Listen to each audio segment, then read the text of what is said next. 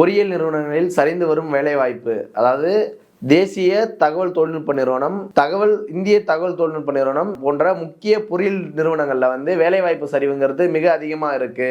அது மட்டும் இல்லாம சம்பள தேக்கம் அதிகமா இருக்கு அப்படிங்கிறத போன்ற தகவலை இந்துஸ்தான் டைம்ஸ் செய்திகள்ல இருந்து மேற்கோள் காட்டி காங்கிரஸ் கட்சி எம்பியும் பொதுச் செயலாளருமான ஜெயராம் ரமேஷ் அவர்கள் ஒரு அறிக்கை விட்டிருப்பார். என்ன விட்டிருப்பாரு பாத்தீங்கன்னா, மார்ச் 26 அன்று மக்களவையில உயர்கல்வித்துறையின் மானிய கோரிக்கை 26-25 என்ன அந்த அறிக்கையில என்ன சொல்லியிருப்பாருன்னு பாத்தீங்கன்னா, 22-23 இடையிலான பொறியியல் நிறுவனங்களில் வேலை வாய்ப்புங்கிறது மிகவும் சரிஞ்சிட்டு இருக்கு, சம்பள தேக்கம் இருக்கு அப்படிங்கிறத குறிப்பிட்டிருப்பாங்க. அதுக்கப்புறம் என்ன சொல்லியிருப்பாங்கன்னு பாத்தீங்கன்னா, 23-24 தேசிய தொழில்நுட்ப நிறுவனத்துல சம்பள தேக்கம் இருக்கு அப்படிங்கிறதையும் குறிப்பிட்டிருப்பாரு. இப்ப இந்த அடிப்படையில இந்த வேலை வாய்ப்பு இன்மை அப்படிங்கிறது பொறியியல் துறையில இப்ப குறிப்பிட்டு இந்த ஒரு அறிக்கையின் மூலமா வெளிப்படுத்தியிருக்காங்க. ஆனா இந்திய அளவுல பாத்தீங்கன்னா இந்த வேலை வாய்ப்பு இன்மைங்கிறது மிகப்பெரிய அளவுல பேசப்படுற விஷயமா இருக்கு. மிகப்பெரிய தேக்கமாவே இருக்கு. இந்திய இளைஞர்களுக்கு வேலை வாய்ப்பு இன்மைங்கிறது நெருக்கடியான ஒரு சூழலை உருவாக்குது அப்படிங்கிறது தான். அந்த அடிப்படையில படித்த துறைக்கான வேலை இல்லாமல் தங்களுடைய துறை சார்ந்த வேலைக்கு செல்லாமல் சொமேட்டோ, ஸ்விக்கி போன்ற உதவி வேலைகளுக்கு இளைஞர்கள் செல்லக்கூடிய நிலைமைகள் இருக்கு. இந்த வேலையை அதுல மட்டும் இல்லாமல் அகதிகளா வெளிநாட்டுகள் செல்ல வேண்டிய நிலைமையும் இருக்கு. இப்போ இந்த வெளிநாட்டு செல்றதை குறித்து கூட ராகுல் காந்தி அவர்கள் சமீப காலத்துல ஒன்று சொல்லியிருப்பாரு. என்ன சொல்லியிருப்பாருன்னு பாத்தீங்கன்னா, இப்ப அந்த இடையில வெளிநாட்டுகள்ல சங்கிலியால் பிணைக்கப்பட்டு இந்தியர்களை அகதிகளா எடுத்து வந்த செய்தியை குறிப்பிட்டு வெளிநாட்டுக்கு செல்லக்கூடிய இளைஞர்களை அகதிகளா சங்கிலியால் கட்டி பிணைக்கப்பட்டு எடுத்துட்டு வர்றாங்க. ஆனா இதை பத்தி ஒன்றிய அரசோ மோடி அவர்கள் எந்த வாயும் திறக்க கிடையாது.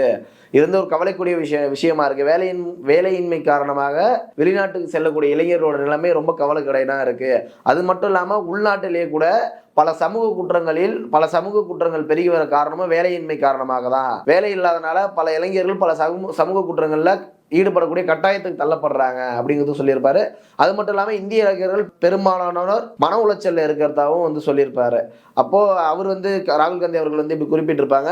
இது மட்டும் இல்லாம பொதுவாகவே வேலை வாய்ப்பு இன்மைங்கிறது இளைஞர்கள் மத்தியில் பல்வேறு தாக்கத்தை ஏற்படுத்துது, பல்வேறு மன உளைச்சலை ஏற்படுத்துது அப்படிங்கிறது நம்ம நடைமுறையில பார்த்துக்கிட்டு தான் இருக்கோம். அந்த அடிப்படையில தான் இந்த அறிக்கையானது ரொம்ப முக்கியமான அறிக்கையா இருக்கு. அப்ப இதுக்கு என்ன அவங்க தீர்வா வைக்கிறாங்க, அப்படி என்ன சொல்ல வராங்கன்னு பாத்தீங்கன்னா, நாடாளுமன்ற குழு ஒன்று அமைச்சு அதுல கற்பித்தலும் வேலைவாய்ப்பு துறைகளுக்கான இடையில இருக்கக்கூடிய அந்த தேக்கத்தையும் குறைக்கணும். இதுக்காக அந்த குழு அமைக்கப்படுது அப்படிங்கிறது சொல்லியிருப்பாங்க. குறிப்பா பல எதிர்கட்சிகள், பல இளைஞர்கள், பல அமைப்புகள் வேலை வாய்ப்பு இல்லை, அதாவது அரசு துறை தாண்டி அரசு துறை வேலை வாய்ப்புகளே நீங்க குறைக்கப்பட்டு வந்துட்டு இருக்கு அப்படிங்கிறது தான். அதை தாண்டி தனியார் துறை வேலை வாய்ப்பும் கிடையாது அப்படிங்கிற ஒரு சுச்சுவேஷன் இருக்கு. ஏன் அப்படி சொல்றேன்னு பாத்தீங்கன்னா, இன்னைக்கு ஏஐ வந்த பிறகு பல தகவல் தொழில்நுட்ப துறைகள், அதாவது ஐடிகளில் பல இளைஞர்களை வேலையில நீக்கிறாங்க. பணியிட நீக்கம் செய்யுங்கிறது அதிகரிச்சுட்டே வந்துருக்கு. ஒவ்வொரு நிறுவனங்களிலும், ஒவ்வொரு தனியார் நிறுவனங்களிலும் ஏதோ ஒரு காரணம் காட்டி, என்ன காரணம், ஏஐ வந்திருக்க காரணத்தினால, இல்லை சம்பளம் கொடுக்க முடியல, இல்லை நிறுவனம் ஒழுங்கா